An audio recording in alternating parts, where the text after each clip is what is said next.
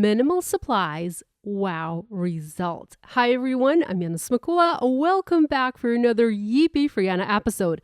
In this video, I'm going to show you how to create a beautiful wow card using just a handful of supplies you probably already have in your stash. I'm going to use the brand new Wildflower Cuttings stamp set. If you don't have this particular stamp set, you probably already have something similar in your stash, something like this beautiful branch. So check your stash for a similar stamp set, or if you want to follow along, go ahead and purchase this stamp set from the Simon Says Stamp store. By the way, all supplies I'm using for this card are listed and linked in the video description below for your convenience. I'm also going to use supplies to do white heat embossing on colored cardstock. I am using some colored cardstock and beautiful gems from Simon Says Stamp. And this particular color is the Mandarin Pawsitively Dazzling gems from Simon. So let's go ahead and get started. I had a card idea in mind, and I had a design in mind, and I thought about ways I could implement this design using limited number of supplies and without applying too much effort. I decided I needed to heat emboss the beautiful wildflower image on colored cardstock. I wanted to heat emboss it in white embossing powder and place it on the same color background for a tone-on-tone look. So here I'm using Simon Says Stamp Honey Cardstock. I love this color. This is a newer cardstock color, and I absolutely love how warm and vibrant and saturated this color is. It has become a favorite of mine in my craft room, and if you follow my videos, you probably have already seen me use this colored cardstock quite a bit. I used my mini MISTI stamping tool. I treated my paper, my colored cardstock, using an anti-static powder tool. I then inked up my wildflower image using clear embossing ink from Simon Says Stamp, and I covered the top of the image using detail white embossing powder. I'm now using my heat tool and slowly melting the powder in place. So I'm applying heat all over the image and melting the powder. You can also do this technique depending on the color of cardstock you want to use, using other colors of embossing powder. You can find a beautiful example in the Simon Says Stamp store where a gold embossing powder was used. You can also use clear embossing powder, silver embossing powder. You have many, many options, and I'm sure you already have some color of embossing powder in your stash, so this should not be hard to replicate.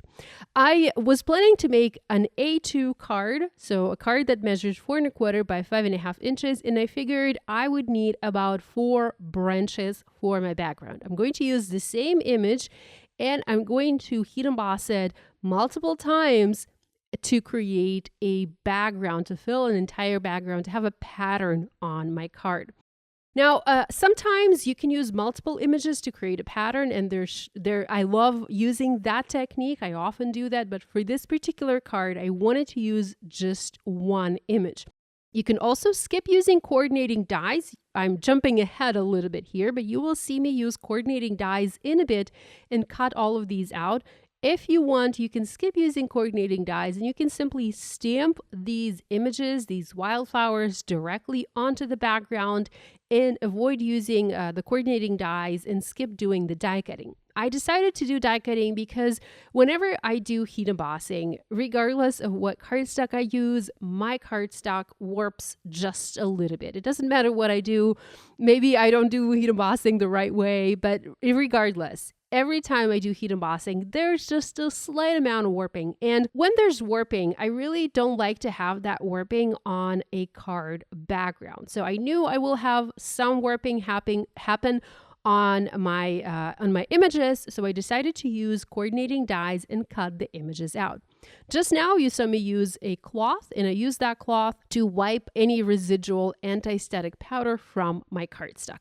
Next, I'm using the coordinating dies. I love that the dies cut very detailed images out, and I'm using Best of a Craft tape from Spellbinders to tape the die in place before I send it through my die cutting machine to cut this image out. I have my Spellbinders Platinum 6 die cutting machine off to the side, and I went ahead and I cut all 4 branches out for my card. Now, I knew that I would be adding dimension. I'm making a very simple card, but the simpler the card, the more interest you want to add to that card by using various techniques. And one of the techniques I like to use is dimension. So I knew I would be foam mounting, I would be popping these branches on my card background. Now, the branches are rather delicate, and whenever I work with a delicate piece, with a delicate die cut like this, I like to back it up with another piece of cardstock just to make it a bit sturdier. Simon Says TM cardstock is quite sturdy. It is quite thick cardstock, but when you manipulate it, when you heat emboss on it, when you cut it out, and when you have a detailed image like this, you want to make sure to add some sort of support to that image so that there's minimal sagging on the finished card. Of course, if you want to cut the image out, that is, and pop it up on your card. So I cut additional blank pieces from colored cardstock. I used glue and I adhered the blank piece from the back of my heat embossed piece, and then I added foam adhesive squares from the back of each of those branches. I used my mini MISTI stamping tool, and I stamped a beautiful message onto this card.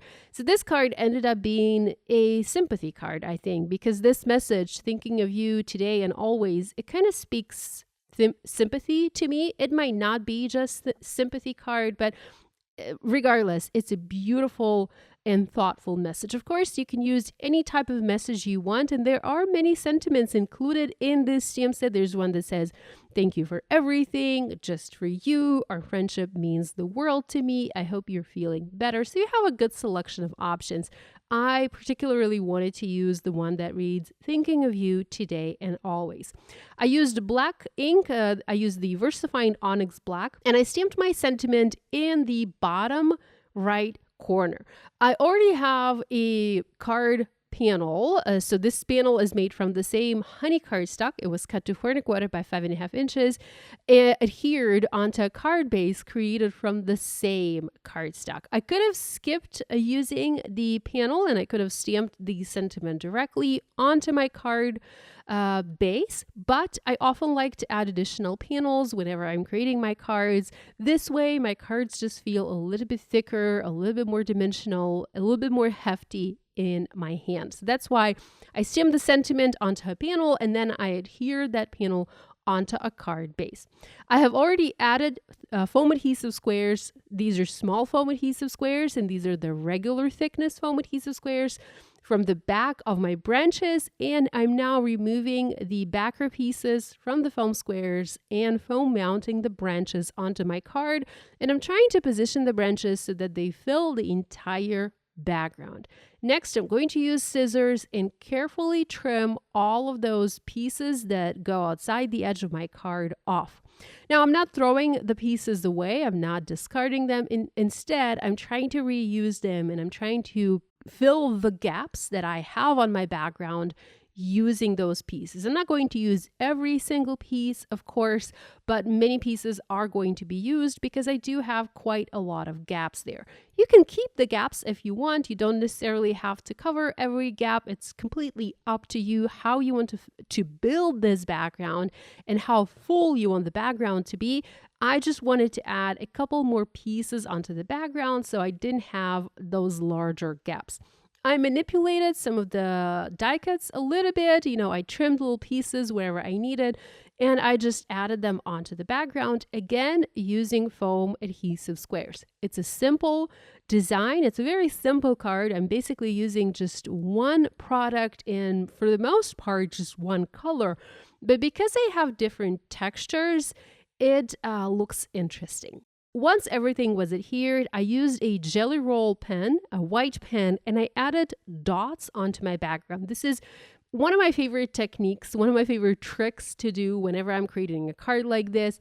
I just use a white pen and I add dots next to the die cuts, next to my images to add additional texture to the background, to add additional interest to the background. I have the dots. I have 1 dot and 3 dots, 2 dots. I have random number of dots next to those branches. Finally, I positioned a bunch of gems from this gem pack that I mentioned earlier. So again, this is the Mandarin Pawsitively Dazzling gems from Simon Says Stamp. I picked the smallest gem from the pack, and I have, for the most part, just a single gem overlapping the branch.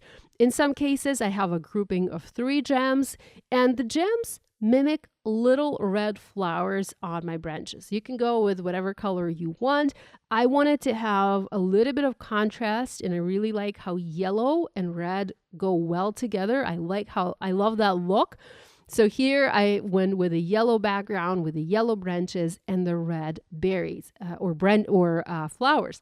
You can also reverse this design and use red cardstock for the background and for the branches. Again, use that same white heat embossing powder, but then add yellow flowers or yellow berries on top. So use yellow gems as a finishing touch. I bet that would also look really nice, and the red color would be very, very striking. So this is a look at the card I have for you today, created with a limited number of supplies. I just used one stamp set, a set of coordinating dies, colored cardstock, embossing powder, and black ink. And that, well, of course, gems. And we all have gems in our stash. So that's a look at the card that I have for you today. I hope you enjoyed this video. I hope you feel inspired to create. I encourage you to grab your Wildflower cuttings stamp set and create a card like this. Or look through your stash, shop your stash. Maybe you have a similar stamp set in your stash and you can create a similar type card using whatever you have on hand. Thanks so much for joining me today. Love you guys, and I'll see you again next time. Bye.